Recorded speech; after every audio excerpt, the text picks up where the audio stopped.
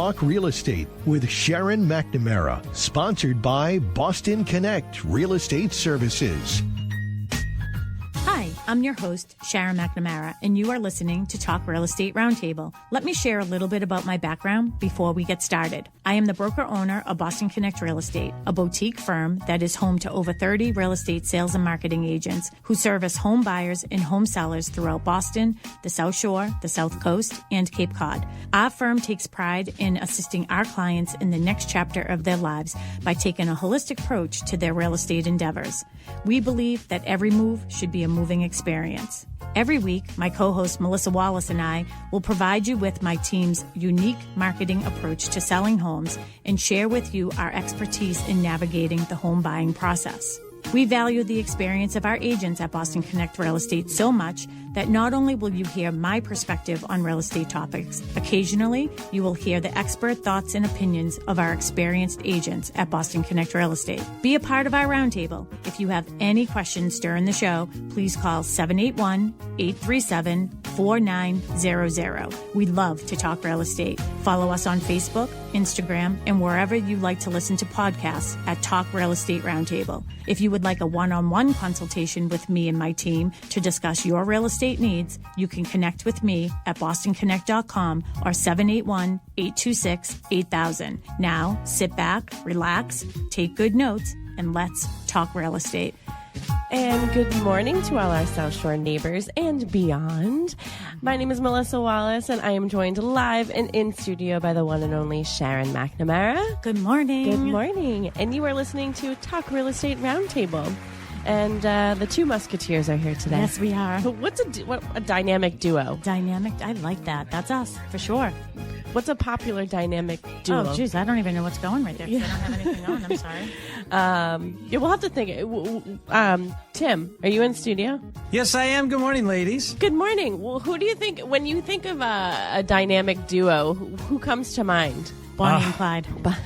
Thelma and Louise? Well, no. Well, for me, it's the classic... Laverne and Shirley. No, classic hero duo. Hero duo. Oh. Batman and Robin. Batman and Robin. Yes. Oh, okay, we get that. The dynamic duo. Will the boy wonder save Batman this week? Tune in. You know what else we could be is, I think we talked about this before. We could be Three's Company. Are you guys too young for that? Well, no, the three of us could be. The three of us. Yes, the three of we us. could. We'll come knocking on your door. Yeah. That's so fitting. Yes, We'll because be remember one time I told you, we had this conversation because one time I told you that our show got taken down on Facebook because we played that song. And it was did we play too much of it? I think what so. are those rules? I don't know. It's like some copyright The thing. FCC has nothing better to do than to listen to Talk Real Estate Roundtable. They should have their hands full, but they are listening to us, so thanks so much, everybody. All right, well, if we play that tune, I guess we just have to play just enough of it that we don't get taken down there. Wait, so I'm sorry, where was it taken down from? From Facebook? It was like Facebook, but like we got an email the Facebook saying, police are terrible. Yeah, the Facebook police. We got an email and saying that like, oh, your show was taken down, so I, dug deep, and it was like a 2-year-old show. Like it was from like 2 years ago that they like finally got around to being like, yeah, you played like 5 seconds too long. And I'm like, really? Yeah. Well, the government shut down right now, so we could just play it. It'll take them another 2 years to find it. We're just gonna keep playing that song for the entire show. Excuse me, Mrs. McNamara. I heard you play that Three's Company tune. Yeah. Did you create that? How did you get that? I know. Well, we can come up with our own. And Tim, speaking of like thinking of music and everything, I hope you're like starting to think about your jingles because last year, that time of year, that was my like favorite time of the year is when you just like impromptu just came up with your own jingle. We're gonna have to find that and play that occasionally. Oh, well, it's in the system.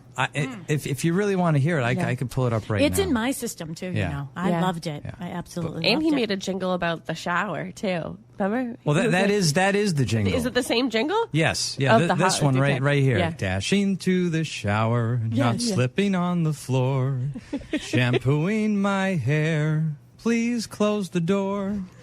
How much time is left? Honey, start the car. I have to go and be a radio star. Yeah. Talk real estate every Saturday. Tune in to listen, and hey, you don't have to pay. Talk real estate every Saturday. Tune in to listen, and you don't have to pay. Woo! Yay! Awesome. Now, did you just play that, or did you remember it? Yeah, no, that's in the system. That's right from the okay. computer. Yeah. Oh, okay. I'm quick with the wow. fingers here on the Oh, keyboard. boy. Wow. I was like, so you better start working on something for this year. Yeah, and it all just stemmed from Sharon needed to take a shower before the radio show. Yep, that's all it took. Yeah. Mark just being like, "Aren't you going to be late? Leave me alone." I need that morning shower, whether I take one the night before or not. I just need that. It just sort of gets me going. Yep. Yeah, I was in there at 6 o'clock this morning. Yeah. Mark was snoring. Yeah. He has a cold or something. I think something's going around. It's a lot of allergies too. Yeah. So. Oh yeah, my face feels like it's on fire, like my cheekbones. Yeah, I forget what it is right now. But do you remember that joke? Well, I'm a lot older than you, obviously. I could be your mother. But it was like, oh, my face is hurting, and then the other person says, it's killing me. Yeah, it's killing me just looking at it. I know. Dad jokes. So, anyways, it was a good week. Yeah, lots of good things going on. Last week's show I thought was really good. Got a lot of feedback on that. And, people just understanding, maybe having a better understanding of exactly what we go through as agents and, giving some insight for sellers and buyers who are thinking about buying a house and just all the safety precautions. So if you didn't listen to last week's show, and of course we have all of our friends on Facebook and YouTube and Instagram and all the good places. If you didn't listen to last week's show, you can go on to, is it up on the podcast? Yeah. Yep. Talk Real Estate Roundtable. So you can find that on all the podcast apps, and or you could go to talkrealestateroundtable.com. I thought that it felt like every time we do something, we want to give something of value. We want to teach. We want to, help our listeners. But I think that last week's show was also look at what we have to go through. Yeah. And the things, and that's why I was talking to some people about who had mentioned the show. And it's like, I don't put on a uniform every morning. Like, you know what I mean? When you don't have to, if you're a police officer or a firefighter, like we give those guys so much creds because they have to walk into whatever whatever it is, military and all that. I'm just trying to sell a house, so leave me alone. Yeah, I mean, you don't think that you're going to wake up and have to call the police, but unfortunately, sometimes that happens. And I think that you handled it well. Yeah. Melissa handled it well. Mark handled it well. The police handled it well. The police handled it well. So we'll see. And, the other thing, too, and again, we're going back to last week, and it was just about safety and an issue that I had just to catch everybody up to speed if you didn't hear last week's show. And somebody came in and they were rummaging through the dresser drawers of the ADU, right, of the in-law apartment. But when I went and did my open house last weekend, I announced it on the radio where I'm going to be every weekend, right? Our listeners call me all the time to come and look at their homes, right? So there is this level of trust that I have with, the general public and just showing up at their homes. But I did my open house over at the Meadows last week. And as we ended the show, I said, and you're not going to frighten me. Like, this is where I'm going to be. My job is to sell this house. Yeah. But I did a different type of sign-in sheet last week, and I had my computer up, and I asked everybody, because you can write Mickey Mouse, you know what I mean? Like, and people just write in fake names. And I sat there with people and made them sign in, and I said, right at the front page, it says, this information is not going to be used to market or solicit you. I really, chances are you have an agent. That's great. Keep your relationship with your agent. I'm not trying to interfere with that at all. And chances, I'm not following up with you. I'm just not. Unless you tell me that you're interested in this house, I'm just not that person. If you won't give me your email and your phone number, then that gives me hesitation. Yeah. When I'm 100% telling you I am not going to solicit to you. Right? Yeah. So there was a couple people that I really don't want to give you your phone number. And I was like, here's the thing. Again, I promise you I'm never going to use your information, but it makes me uneasy for you to think that you can't give me your real phone number right now. Yeah. So everybody signs in. It's just a safety precaution for everybody. It's not just you. It's just, what if something happened? Mm-hmm. And a couple shows ago, we talked about home inspections and things like that.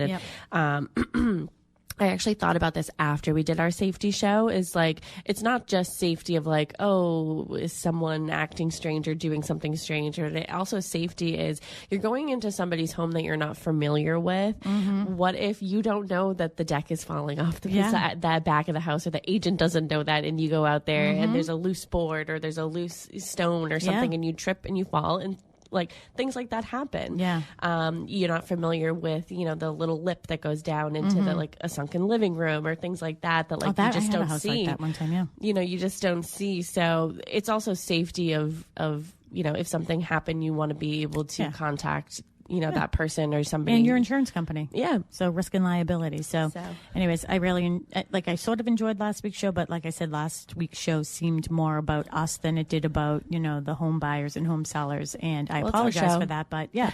It's our show. We can do. Yeah. I thought it was important to do that. But, you know, it was interesting because I was talking to a couple people at the open house last week, and there was this one great couple that came in, and I was like, geez, I wish this was the afternoon and like we could go have like appetizers and drinks or something. Yeah. They were just super sweet people. And, you know, they said, you know, it will make me more aware when I go into open houses now, not so much about who's around me, but to almost help the agent. Like, hey, is something suspicious going on? You know what I mean? So, and I was like, well, I appreciate that. So, we're live this morning, 781-837-4900. I know we had somebody text to Tim last week, and he sent us a message from somebody. If you have any questions, comments, concerns for us, please let us know. You can call us and talk to us. We'd love when our callers call us, because we love to talk real estate. So it doesn't have to be about our topic today. It can be about any questions you have. 781-837-4900. Again, you can call that number, or you can text that number, or you can go onto any of our social media feeds, and Melissa is watching all of those. So if you have a question that way. Yes. Oh, one thing I want to say. I don't know if he's listening. He listens often. Chris Bethany. Yes. Right? Yes. I was watching the news this morning, and is his daughter's name Sophia? Yes. Sophia Bethany. Oh, did she have? Did you see the billboard? Yeah. I didn't see a billboard. What I saw was she was like it was on channel 4 or 5 maybe, and like a child spotlight from Duxbury High School, and she does karate, or if I'm saying that wrong, I'm sorry. There's karate and there's other things I know, jiu-jitsu, but yeah, it looked like karate to me. And they did a really, really nice highlight on her, and what a wonderful, wonderful family. If you don't know the Bethanys, they are wonderful people. Bethany Builders, they do a lot of ADUs, so definitely give them a call. We've had his wife on the phone on the show with us, right? Because she is from the Ukraine. Yes. So when Ukraine first went into war, we had her on here. Yeah. We did. Yeah. They're lovely. And I know he watches pretty much every week, so he'll probably give us a little shout out. But I saw something to them, and what a great highlight that was on a great, wonderful family. And that's Bethany Builders. They do a great job. And one of the things that they said on there, sorry, I'm sidetracking, we should have him on maybe with Sophia, right? We could do that. Is they are trying to right now, one of her goals, and she's in high school. I caught just the end of it, so I don't know what grade she's in or anything, but one of her goals is to be able to fully fund an ADU for a veteran. Oh, wow. So I don't know much more than that one sentence, but I know that they're going to be raising funds and doing things like that. So we will definitely help the Bethany family in their quest to do that and help veterans, because just this week we had Jessica Celia from Loan Depot was in our office. She came. She offered to do a seminar for, like a workshop for our agents on VA loans, and she impressed me. Yes. You and I would say Trish Flynn are probably the hardest people. Trish Flynn is an agent here at Boston Connect Real Estate. She's part of the team Flynn with her husband, Nick, but who's a veteran, and she's come on the show reluctantly because she's a little nervous. But she's come on the show before. We've challenged her, and I would say that the two of you are probably the hardest to impress. Yeah. And you both were like, okay, she's good. Yeah, I was just really impressed, because no matter what, and I wasn't trying to trip her up, but I know when I'm in front of a good presenter, it's a presenter that makes my mind think of questions. That's how I felt too. Yeah. Yeah. Right. Yeah. You asked some wonderful questions. You had some really, really good questions. So, yeah, so maybe we can get her involved in that whole thing. And again, if Chris Bethany, once he listens, maybe we'll just send him this and he'll know that we need to get in touch with him. In fact, I can just text him as we're talking. Want to tell everybody what our show is about? Yeah, so of course, everybody knows who listens to us every single week, because you guys are so great, that, we pull from real life experiences what's going on in our business, whether it's the company or individual businesses, what's going on. And Sharon has shared, her daughter, Mackenzie, is looking for a home, and we've talked about home inspections and things like that. And, we have done shows on the roles of a buyer's agent, the role of a seller's agent. Today we're going to be talking about, I called it 2 sides of the same transaction. So it's kind of like a story or something that happens. There's one side, there's another side, and then there's the truth somewhere in the middle. But we're calling it 2 sides of the same transaction, the role of a buyer's and a seller's agent. And you know what I should have done is I should have put we can talk about it, but in the agenda, I should have put like a whole section of like, what happens if things go wrong and you're not comfortable with your agent anymore? Where do you go? So we can sort of talk about that, not stepping on anybody's toes, but, there are organizations and things that the public can go to if they're having a hard time with an agent, or even agent to agent can go, whether it's talking to a manager or a broker of a company and things like that. So we can talk about that. But we wanted to sort of highlight really the roles of everything. And we kind of talked about it when Jessica Celia was here from Loan Depot talking about VA loans and, loans. And we don't talk to our clients about loans because we're not loan officers. And I think Chris said how. Well, why do I want somebody else's job to even think about? Like, you know what I mean? I just want to do my job and do it really well. Well, sometimes you have to do more than one job. Well, our job is a lot of different pieces. Yeah. It's bringing all of those pieces together. But I want to introduce you to the best people that I know and let them do their thing, right? Well, what I was going to say was, I thought you off track. Sorry. No, Kristen Howlett, who is a full-time realtor here at Boston Connect Real Estate as well. She joins us often on the show.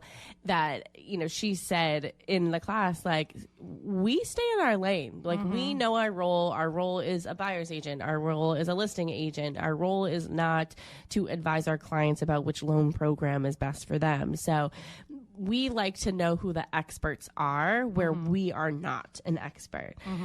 So that's sort of a role that we take on of, okay, we know what we're responsible for, what we're great at, and sort of refer the rest. But yeah, that's what I had to say. Oh, okay. You're like looking like, continue on. I was intently listening, and I was reading our agenda too. So, and as you said, one of the things, sometimes our show, we'll say, we're going to continue with home inspections, which is truly our intent to do that. But last week something else came up. And then this week I feel like something came up that I just thought it was really important, and was, going through this through the lens of Mackenzie, my own daughter, right, is really different. And you know what? I went through that lens with you a couple years ago, and it was different, but then it ended up getting a little weird because I was the listing agent. So, what's different with Mackenzie is seeing it through the lens of another state. And how they do things in another state made me realize how great we do things in this state. Because it's like the wild, wild west over there. Things like that happen there, or Florida, or anything, like they wouldn't fly here. Maybe it's our personality. You know what? I asked Mackenzie that. So I was talking to Mackenzie last night. I stayed a little bit later last night, and I was changing my office around. Not that anyone cares about that, but I just had her on speakerphone. So I like to stay busy. I just can't just sit. And I was talking to her about her situation, and I'll talk a little bit about that. But I was just like, you know what? Well, this is what I think she should have done. Now I'm talking about her buyer's agent. And she's like, Mom, you just don't get it. Like, people are nicer here. Like, people are nicer here in Texas. And I do think that that's true. Probably down south, they seem nicer. Well, I'm sure whatever it is that you were saying to Mackenzie, and I love her, but I'm sure it was not something like you weren't being rude.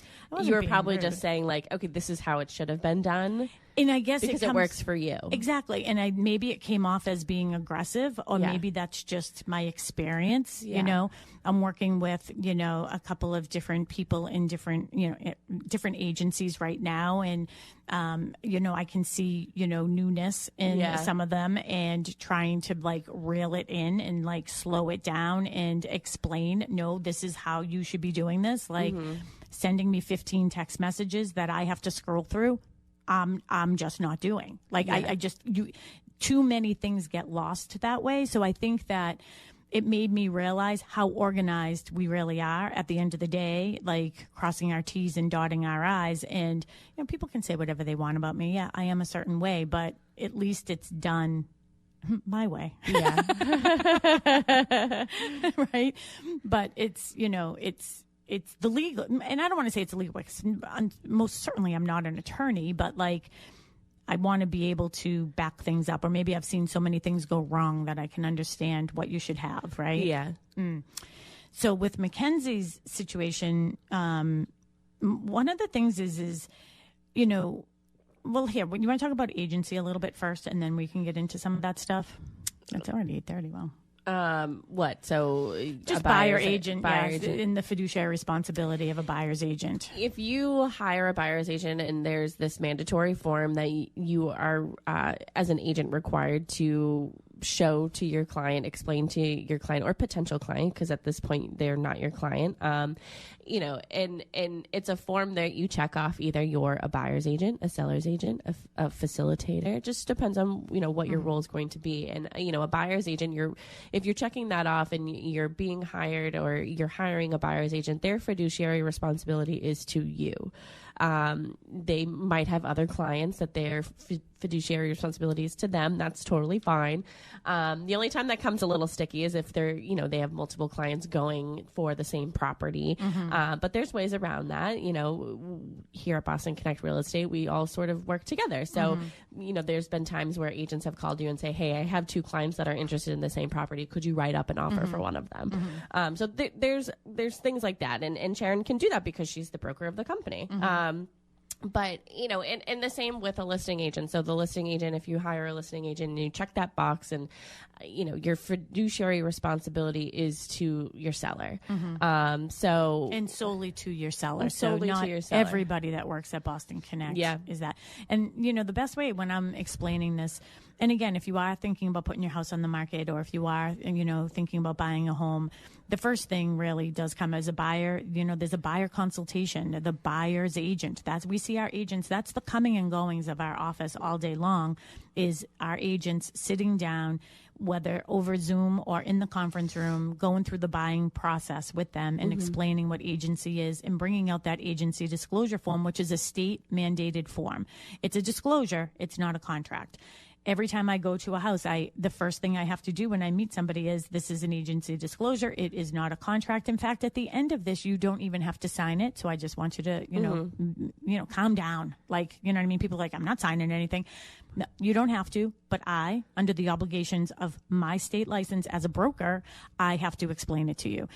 And it should calm people down. But if somebody walks in your door and doesn't give you that state mandated form, your red flag should be going up right there. Why are they not following law number 1 in the state of Massachusetts as a licensed real estate agent?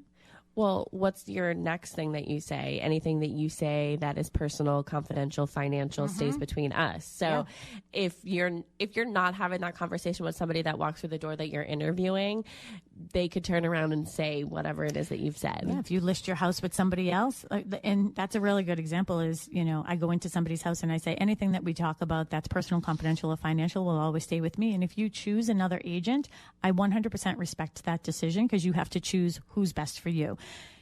If I have a buyer for your home, if you don't sign the form, anything that you're telling me that's personal, confidential, or financial, guess what? My obligation is to my buyer. My fiduciary responsibility now is to my buyer, because I have a contract with them, and they've signed that agency disclosure with me that I say anything that they tell me that's personal, confidential, or financial stays with me. But anything I find out about a house that they want, I have to tell them. Yeah. So, You should always sign that and ask. Just ask. I always tell people, like, if I'm the first person that somebody's interviewing, I always say, again, you don't have to sign it. Some people choose not to. That is absolutely fine. You don't have to. There's a little checkbox down the end. I wish the state would change it. I make people initial that they didn't want to sign it because I could just check that off, right? Yeah. So, and that's more for my protection than for their protection, to be quite honest. Because if the state ever came in and audited, we would have those. And I just think it's understandable, but just make sure the next person, if they don't give it to you, you don't even have to sign it, but you should certainly ask for it, and then just be careful what you say. Yeah, absolutely. So, I mean, that's sort of what the difference, the roles, your fiduciary responsibility is to have whoever hired you for that position, essentially. Yes. Hiring a buyer's agent, I would say, there is a process, and you just like, if you were listing a home, this is when you're purchasing a home. So go through interviews with agents and see who is a great fit and who is going to be the best fit. And I love, I've been doing a training in our office for our agents, and, it's called Real Estate Principles and Fundamentals for Real Estate, for Success, right? So I'm going through the basics with the agent. So it's like a 10-week course. We're going to be working on business plans and everything next week. It's supposed to be an hour class. It ends up being 2 hours with questions and everything else that we're going over. And I feel like everyone is enjoying it. And some of the conversations going on, I'm really loving, because like one of the things and we're learning from each other, which is really nice in sort of a small group setting. And like Kristen Howlett, again, full-time realtor here at Boston Connect, she mentioned, when she's meeting with people, she says it nicely, but this is mutual. Like, they're like, you may not, that person might not be your jam either. Yeah. You know what I mean? Yeah. So like, if it is sort of a back and forth relationship, almost like an interview, right? When you go for a job interview, it's, do you like them as well? Do you really want to work for this company? And that's the same thing for us when we're working with clients, getting to know that person, because you're really going to be spending a lot of time, whether you're selling a house or buying a house, with that person to make sure that they're a good fit. And I was talking to Trish this week. So, we had a little event at the office on Thursday night. So we got some Chinese food, and like, I think we had a couple drinks, right? And it's just so funny. Trish Flynn, she literally cracks me up. But she was here, and we were just chatting afterwards and everything. And as she was talking, I was like, people really don't understand how much people, like buyers, agents, put into their job. Yeah. Like we don't announce everything we're doing, but I just have to commend her and what a good, thorough agent she is, obviously with her husband, Nick, because she met somebody who's, wants to sell their house, but they want to find someplace first. They have a very particular area that they want to be in. And she ended up writing letters to this whole neighborhood that they wanted to be in. And she was able to get an appointment beforehand. Like, she wasn't lying about the appointment. Like, she really had a buyer for it. And beware of those types of messages or letters that you're getting in the mail. Like, I have a buyer for your house. Chances are they're just looking for a listing, but if they can produce a buyer, that's great. She was able to do it. They put in an offer, but then the seller decided, you know what, I'm going to put it on the market. The seller ended up putting it on the market, getting about the same, but ended up paying compensation on both sides. Yeah. So didn't make as much money. But, just even talking to her in that process of writing letters and doing this and taking the time to let her buyer client know, hey, I'm sending out this letter. What are your thoughts? Blah, blah, blah. A lot goes into it. And that's what I'm familiar with. And this is why this topic came up for me, is because I am not going to say Mackenzie's agent is certainly not lackadaisic. She isn't. I mean, anytime they want to see a house, she's there. Anytime they want to put an offer in, she's there. Any questions that I have, she answers. Yeah. She's very on top of things. But it's definitely in I don't know, is it a slower approach? I don't know what it is. Well, what are you explaining? What do you, what makes it slower approach? Yeah. So just putting in the offer. So this last one that she did, she put in an offer on this house, and she's trying to negotiate this offer with this other agent, but the other agent won't pick up the phone. She'll only text That is 100% unacceptable. Yeah. You can't put together an offer via text only. You have to talk to the other agent. Yeah. You just have to.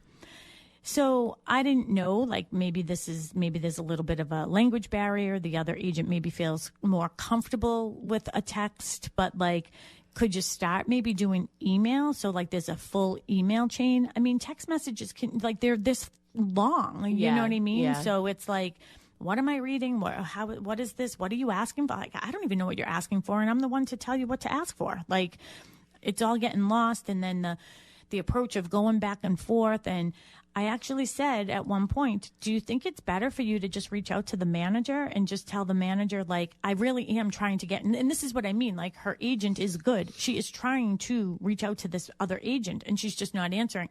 But it isn't like that. It's like that follow through on that next step of, maybe just call the broker or the manager of that office and say, hey, can somebody help me here? Because like, I need to talk to her. Did? No. Oh. When we got it under agreement, she did, and terms, whatever. And then Mark flew out the home inspection was Monday. So Mark flew out Sunday night and he got there Sunday. He flew out Sunday morning and he got there Sunday afternoon. They had lunch and then they had an appointment at 5:00. To go through the house again so Mark could see it for the first time and they could get in and out of the house and everything. And Mackenzie and her boyfriend wanted to show Mark the neighborhood and everything and where it was before their 5:00 appointment. So as they're driving through the neighborhood, the agent is having an open house. Yeah. After she has an accepted offer. There's an accepted offer on the property. So Mark, they went in. The agent didn't even recognize Mackenzie and Ethan from being there the week before, and putting in this offer and everything. And Mark was like, and Mackenzie was upset. Yeah, she's like, you know what? Like my life savings is on the line here, and like, why are you having other people come in? And it almost felt like you're just trying to push me out, right? Yeah.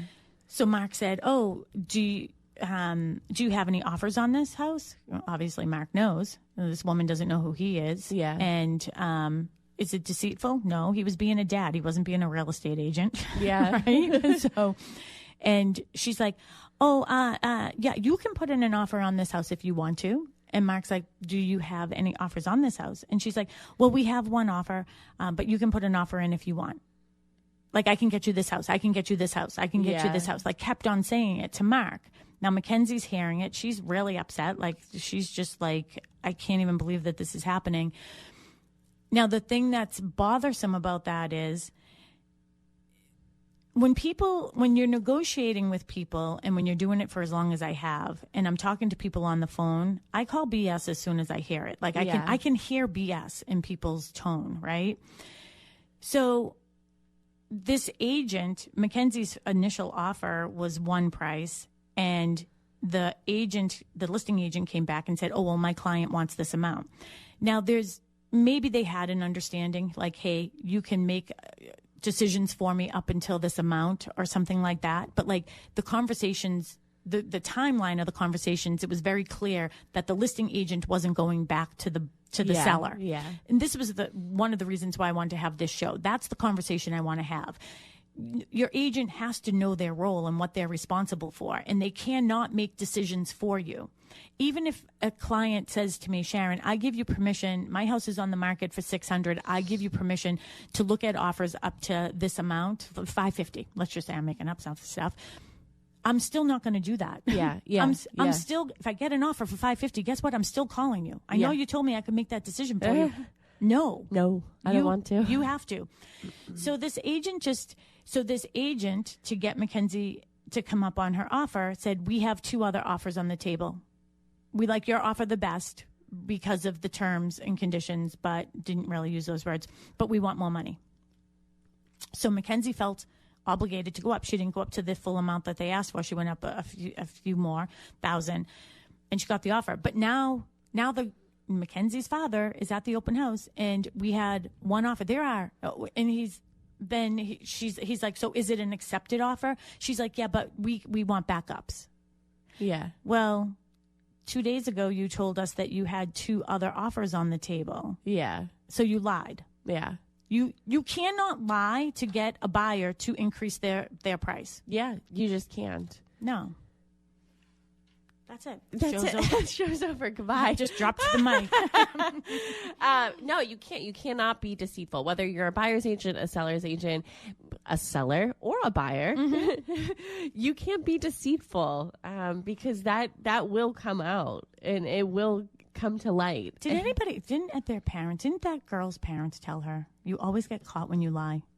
Yeah, I mean, who knows? Always. Gosh, all you have to do is go to one Coldplay concert and know that theory is true. All you have to do is fly to Texas, show up unexpectedly at a neighborhood, and see that somebody had lied to you. Yeah, I know.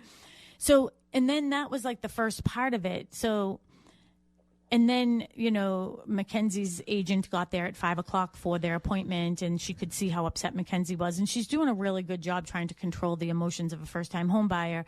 And, having the conversation with this other agent, she's like, why are you having an open house? Like, this is under contract. Like, we have, the home inspection is tomorrow. And she's like, well, you took so long to get me the escrow check. No, the truth of the matter is you took too long because you won't get on the phone. Yeah. And you won't respond to get us the information on where that deposit was going. So it just ended up someone asking us a question. No, Karen Monroe says, call her out. See, there's maybe it's the Dorchester in me, Karen. I'm seriously? That's what I have to do. Karen. So that's my best friend, Karen Monroe, and she is now retired. So Karen, you and I are going to Texas maybe next week, and we're going to be putting in an offer on some houses, I think. If you ever want to buy a car, the person to bring with you is Karen Monroe. Really? Why? I don't know how she does it.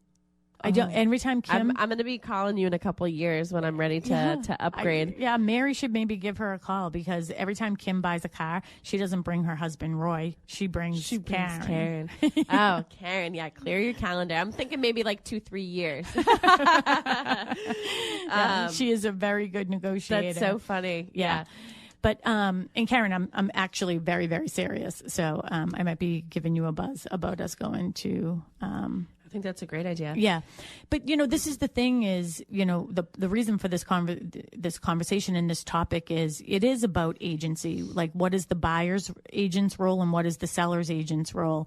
And of course they have different jobs, right? As a seller's agent, my job is to get my clients the most amount of money with the best terms and conditions for them. And as a buyer's agent, I'm supposed to get them the best negotiated price with the best terms and conditions for them, right? So, but as agents, we're supposed to be working together to come to that. It has nothing to do with me. It has nothing to do with the other agent. It's just about our clients and us trying to help them get together. This might be a Clubhouse friend of yours, but Maria Wright Wilson. Okay. Listening from Northeast Mississippi. Hello, Mississippi. Great discussion. So, hello, Mississippi. That's why I say South Shore and beyond. And beyond. And, here's the thing. I would love to know how things are in Mississippi because I bet you they're a lot nicer than we are here. Maybe. And that's what Mackenzie's like, Mom, you're just sharks. We're sharks. When I was talking to her agent, we had a 3-way call going the other day, actually 4-way because Mark was on it as well. And I was like, listen, Christina, I'm just going to say it. Mackenzie's like, Mom, what are you going to say? Can you please think about what you're going to say before you say it? Don't say it. And I was like, I'm not going to say anything bad. I'm just saying if you can't first of all, that listing doesn't belong to that listing agent. That listing belongs to the company. Yeah. So this story gets so much better. Yeah. Right. So anyways, I'm sure Maria thinks they're much nicer in Mississippi. And I believe that she's a broker owner too. I have to see her picture because we want to collaborate on some things together. But anyways, I'm sure they're much nicer in Mississippi. And we're just and it's not that we're not nice. We're just to the point and know what our roles are. Okay, so I'm going to fast forward. They have the home inspection. Some items come up. One is heat doesn't work. Yeah. Heat won't get over 62. Heat doesn't work. Tries to call the agent. She won't answer. Again, I have no idea why. So now it's all going through text. The text message says, the seller said that the tenant said the heat worked fine in the spring. Okay, well, it didn't work now. Seriously, can you make this crap up? Can you make it up? No. I mean, Trust me. No. I mean, I got a phone call yesterday at the office, and you just can't make it up. I tried to relay the message to you, and you just were looking at me like, what? I was glazed over. Yeah, I was absolutely glazed over. You just can't make some things up. So okay, well, the heat was, maybe it was, maybe it wasn't. Maybe those people like it chilly at 62 degrees, right? But we like heat, right? Yeah. And I would say that you need to have heat to be inhabitable in order to get a loan. So they're just requesting a couple of items, and one of them is that they bring in their own HVAC person in order to have the heating system looked at, and if it needs to be repaired, that it will be repaired. Well, lo and behold, they don't want to allow that to happen. They want to bring in their own person to fix it. Well, you can tell from the home inspection, and Mark was there, he can tell from certain ways that things were done, like that they probably did a lot of the stuff themselves, probably because it was a rental, that they did a lot of these things themselves. So we want a hired professional to look at, and it could be a neutral party. They didn't care who it was. It just wasn't going to be the same person who installed any of this stuff because it wasn't installed properly.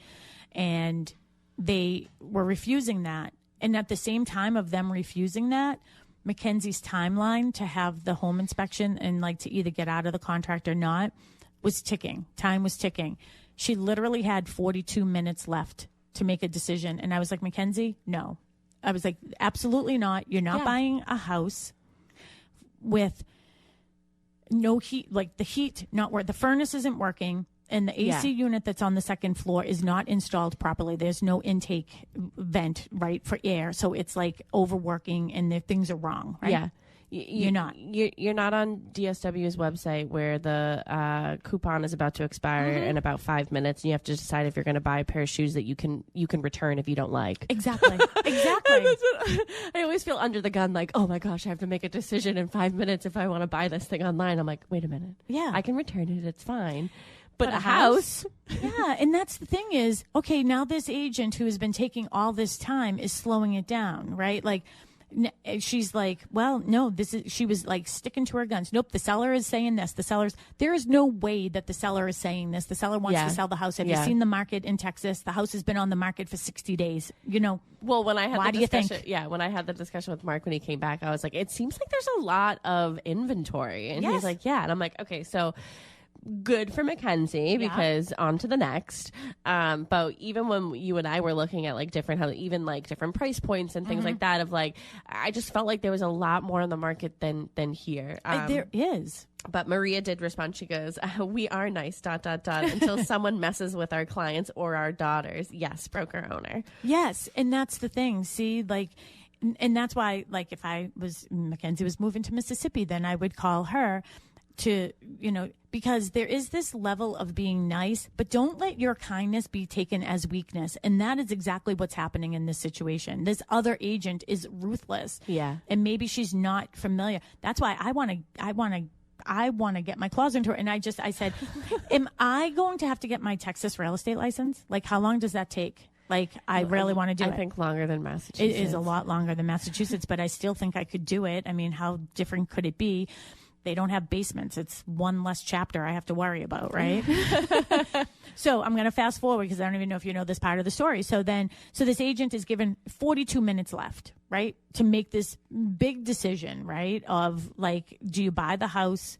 And they were willing to give like $2,000 for everything. One of the other things were there's like a huge hornet's nest, like underground. Yeah. So Mark couldn't go near it, obviously, because he's allergic to bees. So her agent was like, well, we want the bees taken care of. Like, it's an issue. Yeah. And the agent's response was, they already took care of those. She's like, when? And are they just in the process of packing their bags and they called the movers? Like, they're still there. They were there yesterday. Yeah. They didn't take care of them. You can't just give answers that are false. Yeah. So, like, that makes me really leery about my daughter buying a house out there, because this is the second agent that I've encountered in Texas that has actually acted that way. Because I called one time, Mackenzie something was happening. I called this other agent and I was like, hey, were you told this, blah, blah, blah. I was like, all right, well, I have to see what her contract is with her agent, if she has a buyer agency agreement with her. If not, can I write the offer with you? And he's like, oh, yeah, absolutely. I was like, all right, any other offers or anything on the table that I have to be considering? Nope, everything's great. as soon as I was like, oh, well, Mackenzie is in a buyer's agent agreement with this other agent, she has to stay in it. So she's going to be writing up the offer with this other person. Oh, suddenly there's an offer on the table. Yeah. Suddenly Mackenzie's offer is no longer accepted. And all the terms and conditions were already agreed upon. We just had to put it on paper. Yeah. Yeah. So your buyer's agent should be working for you. Karen Monroe is a very, very good example. She'll tell you about Mama Bear when Mama Bear comes out for her clients, because of something when she bought her house. Remember when she bought her house in Abington, and there was something with the chimney the way it was, and there was carbon monoxide, like could easily get into the house. I was like, you are not buying this house. I don't care how much you like it until that is fixed. Yeah. No way. So you have to be aggressive for your client, but you can't lie for your client. No. Fast forward, Mackenzie still wants the house. We still think it's a great deal. We came together, thought about different ways of writing up the offer. A little different, but less money. Yeah. Now we're going back with less money. And just no home inspection, obviously, because we already had it. And less money will take care of the repairs because we don't trust that they will do it. So it's a lot like the offer. So her agent, I think that you should send the offer via email with the agent, but CC the manager. Well, she sent a letter just to the manager. Not last night, but the night before. Yeah. What was that? Thursday night. Last night, Mackenzie called me. It was 5 o'clock our time, and it was 4 o'clock their time. And she read me the letter. It was a great letter. Like my client is a first-time home buyer, has zero confidence in, what's going on here with the agent. We would like to go through you. These are, the terms and conditions. Please see the attached offer. The manager never responded to the email. Never. So Mackenzie's like, Mom, does that seem normal? Like, as the broker owner of a company, would you never respond to something like that? I go, here's the thing, Nens. There's a lot of email that goes through my mailbox. I'm doing my best to try to keep up with cleaning it up, but it's almost like shoveling sand against the tide. Yeah. Right? But I said, certainly if I didn't see it, Melissa would have. Yeah, I mean, you have a second set of, hey, did you see so-and-so's email? Mm-hmm. Oh, did you see that? Mm-hmm. So... Yeah, so still no response. Still no response. So that's why Karen and I might be going to Texas to buy a piece of house, buy a piece of house. Hopefully it's the whole thing. Yeah, buy the whole thing. Yeah, I know. It's gosh. crazy. Yeah. So anyways, that's what brought us and prompted us to this situation is when you are, this is a big deal. Yeah. When you're buying a house, when you're selling a house, it's a big deal. I want to let you know that I really, truly believe that this house has been on the market for over 60 days because of the agent. Period. Amen. Mm-hmm. Mm-hmm. Seeing how this agent is responding, seeing how this agent is just giving answers without even, it appears that she's not even asking the seller. Yeah. Because when they have 42 minutes left, I said, Mackenzie, here's the thing. And I said to Christina, two things. One, put together the document that says these are the items that we're requesting in order to proceed forward. And if you don't respond to this, also see attached release. Yeah. Because now you're getting them both at the same time. The choice is yours. Either you do what we're asking or we're releasing ourselves from this contract so we can get our deposit money back. Yeah. As soon as that happened, the other agent was like, oh, no, we'll give you more time. Because initially, Mackenzie only asked for 24 hours to make a decision. And she's like, no, we're not giving you 24 hours. All right, then fine, we're out. Yeah. Bye. So have fun doing your open house this weekend. But she ended up walking away. Yeah. And then they put in, like I said, Thursday night, submitted another offer that was different, a couple more days. And that's the other thing. Closing October 22nd. Yeah. Still? Well, not now because some time has gone by, so you need the time. But she put in another offer on the same same house. Oh. Yeah. So we're willing to go. We know what the problems are, but my offer is going to be a lot less. Yeah. So here you go. Oh, and no response. And no response from the manager. Yeah. Well, again, here's what I also said. I said, this is where Mackenzie's like, Mom, we're just nicer down here. I go, well, did your agent call, like at 12 o'clock when she didn't get a response from an email she sent at 5 o'clock the night before at 12 p.m. On a Friday, why didn't she just call the manager of the office and say, hey, I just wanted to make sure that you got the offer? Yeah. I'm sort of ranting right now. Why didn't that happen? I don't know. I know, because sometimes we're like, okay, we haven't heard a response. Should we follow up again? Should we follow up again? It's like, I know. Yeah, you're advising for your client. Yeah, absolutely. So, oh yeah, Sharon was my mom bear. I was, because she is my best friend. Her and Kim, my best friends.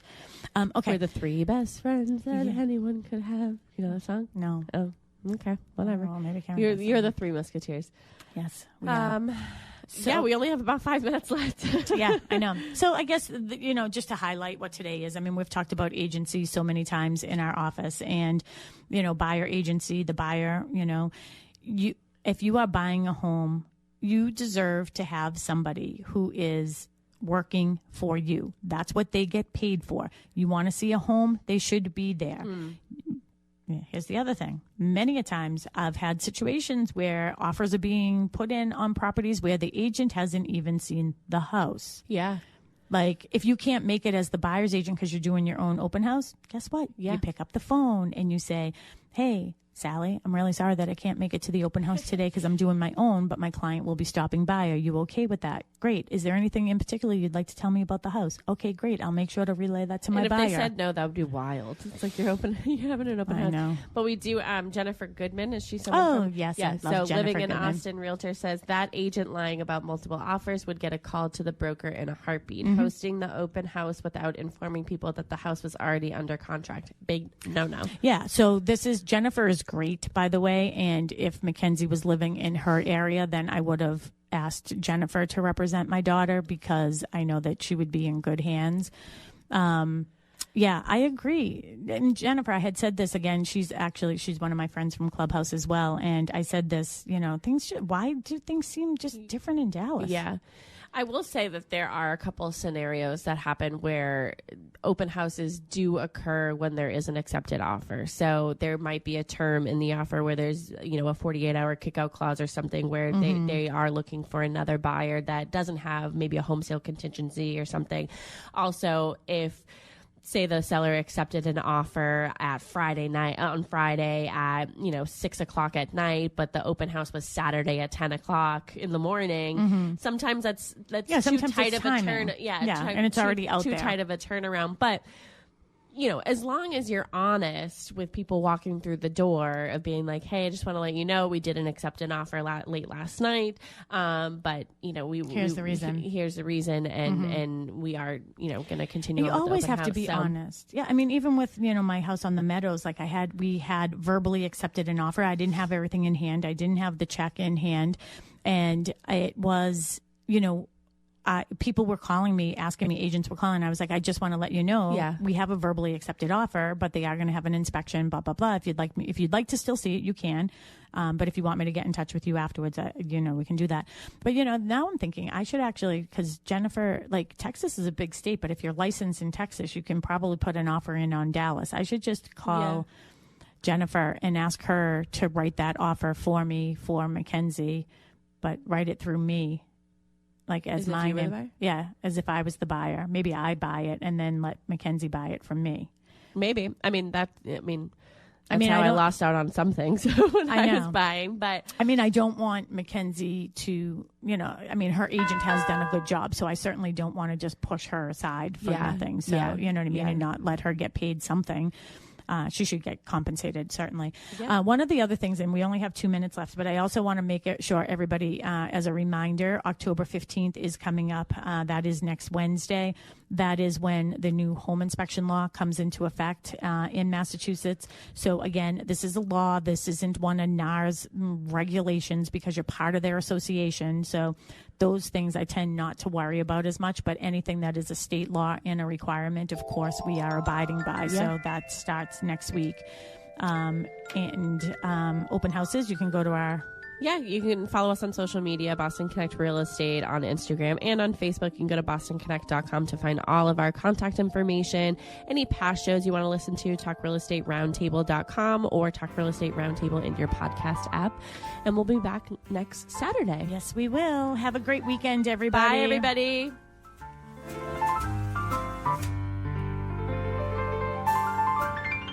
It's a beautiful day in this neighborhood, a beautiful day for a neighbor. Would you be mine? Could you be mine? It's a neighborly day in this beauty wood.